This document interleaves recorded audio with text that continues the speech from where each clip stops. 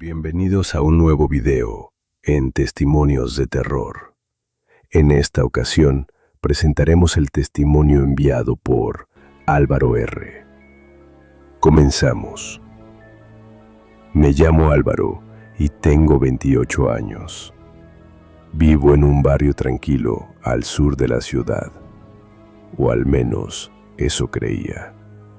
Todo lo que les voy a contar ocurrió hace 2 años, pero aún hoy me cuesta dormir tranquilo. Yo no soy una persona especialmente sociable, pero siempre fui educado con mis vecinos. Cuando me mudé a este edificio de 3 pisos, me sentí afortunado. Era silencioso, económico, con buena ubicación y sobre todo, seguro. El departamento, justo frente al mío, estaba desocupado, hasta que llegó él. Un hombre de unos 50, robusto, de rostro serio, pero amable. Se presentó como don Rogelio. Dijo que se acababa de mudar del norte del país. Vestía siempre igual, camisas de cuadros, jeans y una chaqueta negra con olor a cigarro. Desde el primer día me ofreció su ayuda para lo que necesitara. Nunca fue invasivo, pero estaba ahí. Me saludaba con respeto, me ofrecía llevarme al súper si llovía, y una vez incluso me prestó sus herramientas cuando se me descompuso la puerta. Yo pensaba, qué raro encontrar vecinos tan atentos hoy en día. No sabía lo equivocado que estaba. Hondo comenzó a sentirse extraño una noche de octubre. Yo venía regresando del trabajo, pasadas las 10 p.m., cuando escuché pasos apresurados detrás de mí. No eran pasos normales. Era como si alguien me siguiera, pero tratando de no hacer ruido. Aceleré. Escuché que también lo hacían. Crucé hacia la otra acera, y ahí fue cuando lo vi. Un tipo encapuchado, con la cara medio cubierta, caminando rápido tras de mí. No alcancé a reaccionar. Me empujó contra una reja, me apuntó con algo. Nunca supe si era un cuchillo o una pistola, y empezó a pedirme mi celular, mi cartera. Yo estaba paralizado, con las piernas temblando, hasta que escuché una voz detrás de nosotros. «¡Ey, suéltalo!». Era don Rogelio. Venía corriendo con un tubo metálico en la mano. El tipo se asustó, empujó mi cabeza contra la reja y salió corriendo. Rogelio intentó perseguirlo, pero no lo alcanzó. Volvió a mí y me ayudó a levantarme. Me dijo, «Tranquilo, hijo, ya pasó». Temblaba tanto que ni pude darle las gracias como debía. Esa noche me llevó hasta el departamento. Me preparó un té. Me insistió en que no denunciara, que a veces eso solo atraía más problemas. Le hice caso. Pensé que me lo decía por experiencia, por miedo, pero hoy entiendo que fue la primera señal. Yo le debía la vida, sí, pero también, en ese momento, le di algo más, mi confianza ciega. Después de ese incidente, mi relación con don Rogelio cambió. Ya no era solo el vecino amable, ahora era el hombre que me había salvado la vida. Me costaba decirlo en voz alta, pero lo sentía así, un héroe. Al día siguiente, vino a tocarme la puerta con una bolsa de pan y café. «Hoy no trabajas, ¿verdad?», me dijo. «Deberías descansar». Me senté con él a desayunar. Fue la primera de muchas veces. Comenzamos a hablar más seguido. Él me contaba historias de su infancia, de cómo había trabajado en carpintería, de su tiempo viviendo en el norte, aunque nunca decía el nombre exacto del estado.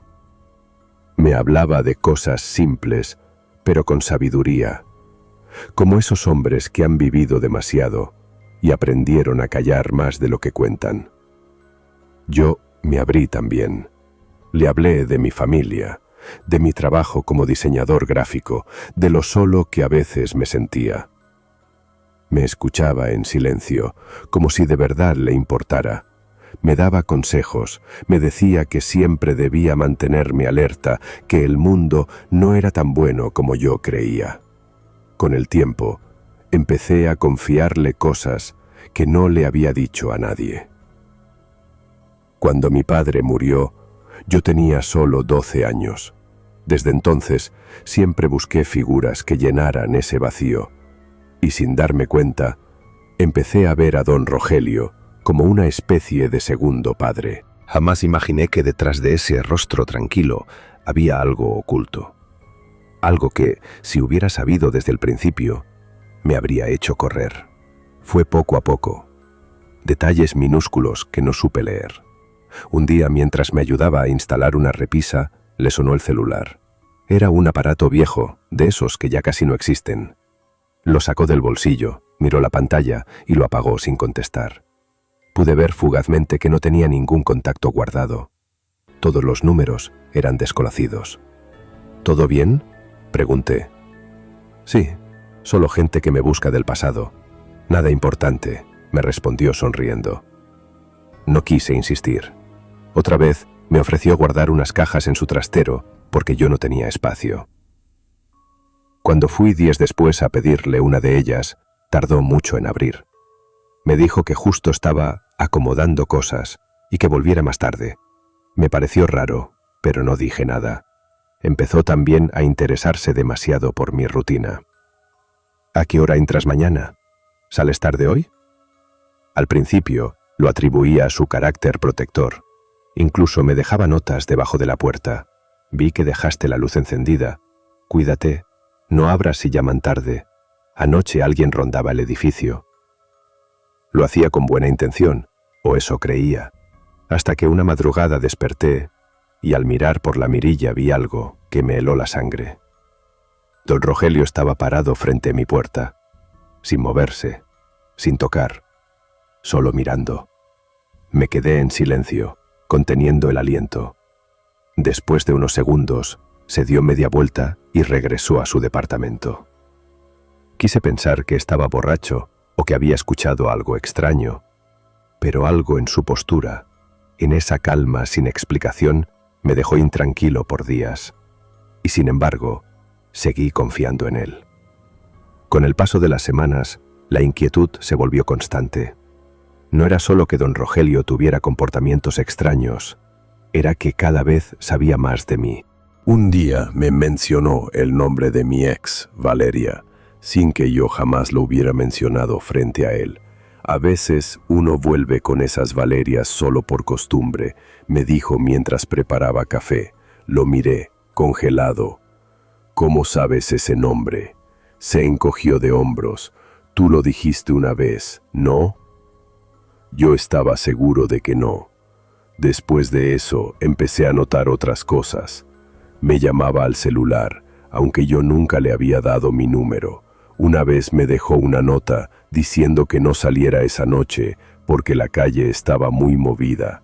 Yo no entendía cómo sabía mis planes si no los había compartido con nadie.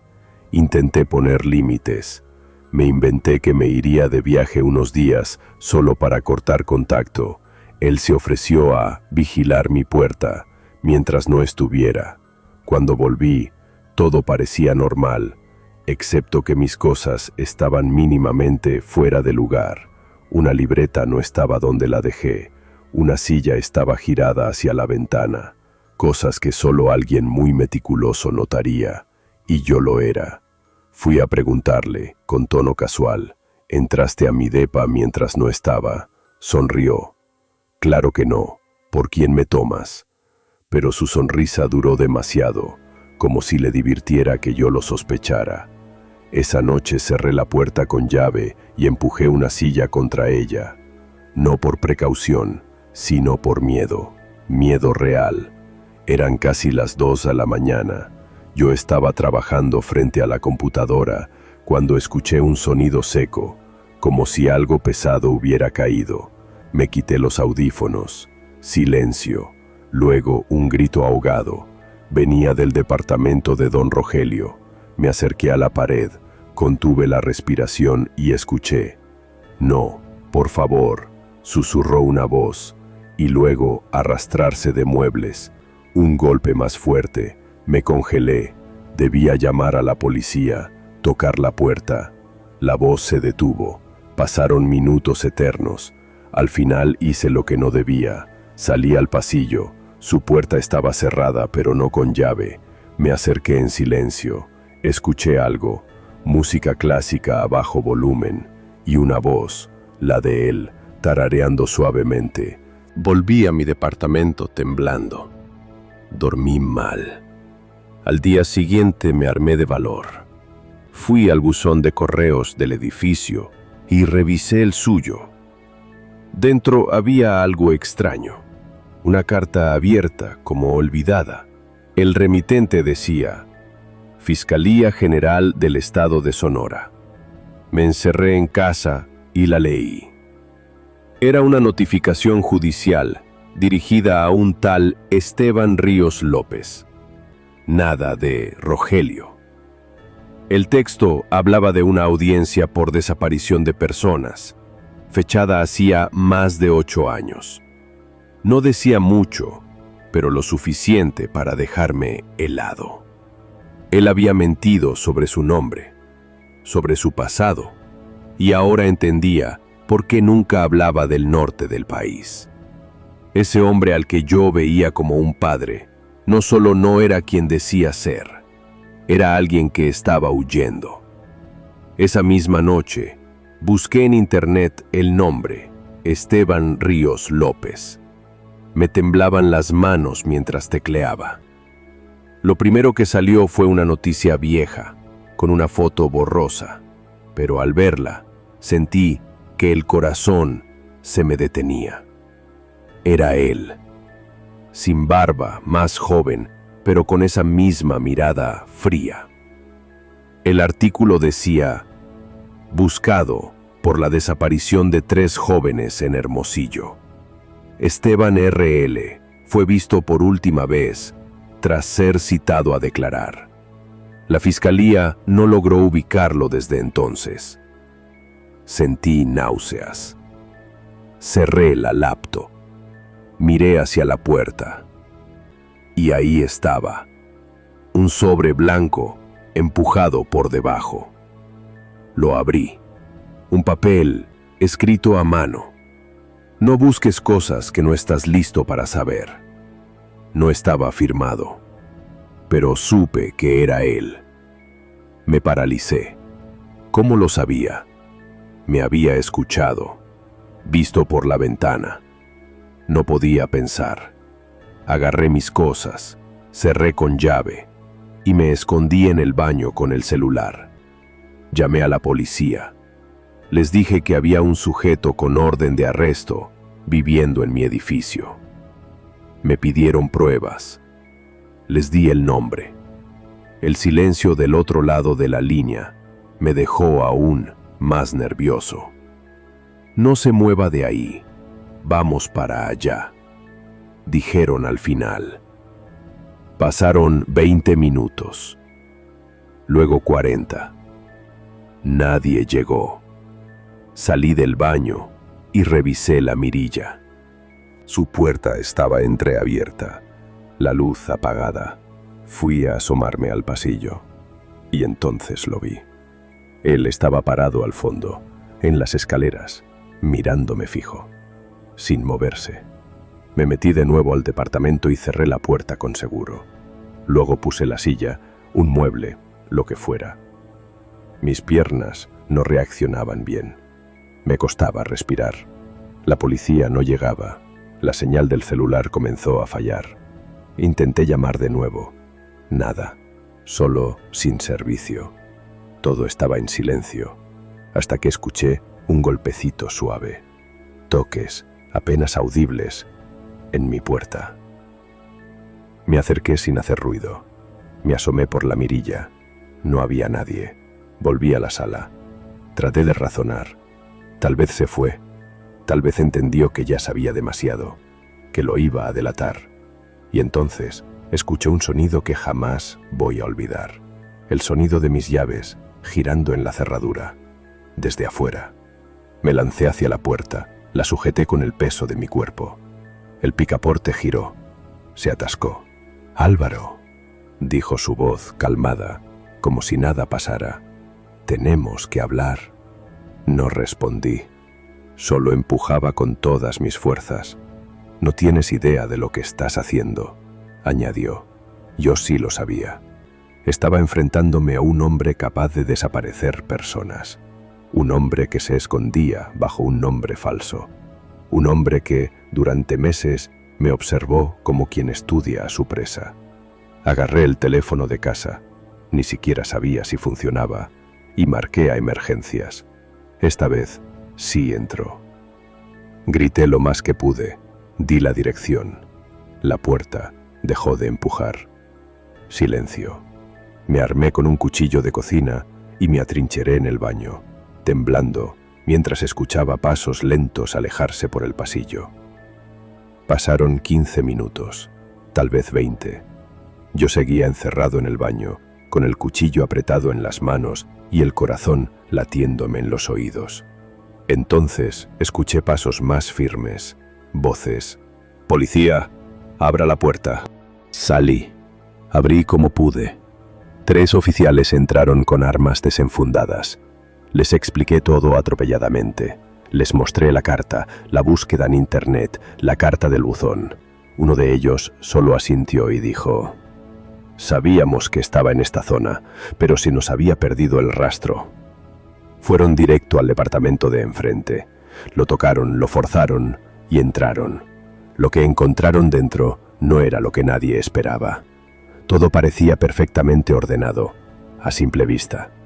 Pero detrás del sofá encontraron una trampilla falsa y debajo un sótano improvisado, construido con madera vieja, aislado acústicamente con espuma negra, sin ventanas, sin luz, y dentro una camilla manchada, esposas oxidadas, fotografías colgadas con chinchetas. Fotografías mías, durmiendo, comiendo, mirando por la ventana. Había fechas, horas, anotaciones escritas a mano. Duda a las 3:42 am. Posible fuga emocional. Cierra la cortina si se siente observado. Funciona. Uno de los policías vomitó. Encontraron también objetos personales de personas desaparecidas, credenciales, pulseras, un zapato de niña y, en una caja cerrada con candado, un frasco con algo que parecía un diente humano. Yo no pude mirar más. Me derrumbé. Lloré como no lo hacía desde que era niño. Don Rogelio, o Esteban, había vivido planeando algo conmigo. Y si no hubiera encontrado esa carta, hoy yo sería parte de una lista más larga. Esa noche se llevaron todo. Las evidencias, las cajas, los archivos. Pero a él no lo encontraron. La policía cree que escapó minutos antes de que llegaran, por la parte trasera del edificio. Lo habían subestimado. No era solo un asesino, era un tipo metódico, inteligente, obsesivo. Sabía cómo desaparecer. Ya lo había hecho antes. Pusieron vigilancia en la zona. Me ofrecieron protección temporal. Durante semanas dormí con un cuchillo bajo la almohada y una silla contra la puerta. No hablaba con nadie. Dejé el trabajo, dejé el edificio, dejé todo. Creí que con el tiempo lo superaría. Creí que era solo cuestión de dejarlo atrás. Pero hace unos días, revisando mi buzón en el nuevo departamento, encontré algo. Un sobre blanco, sin remitente. Dentro había una sola hoja, con una frase escrita a mano, con la misma caligrafía. Me gustaba más cuando confiabas en mí. No sé cómo me encontró. No sé cuánto tiempo me ha estado observando de nuevo. No sé si sigue cerca o si nunca se fue. Solo sé que, desde entonces, cada vez que apago la luz, siento que alguien me está mirando. Desde esa noche, ya no soy el mismo. No puedo confiar en nadie. No puedo dormir con la puerta sin seguro. No puedo mirar a un vecino sin preguntarme qué oculta, qué esconde, qué planea. Porque ahora sé que el verdadero terror no siempre viene del más extraño. A veces vive a unos pasos de tu puerta, te sonríe, te ayuda, te observa. No sé si alguien más ha vivido algo así, pero si quieres seguir escuchando historias reales como esta, suscríbete. Hay muchas más. Esto fue Testimonios de Terror. Hasta la próxima.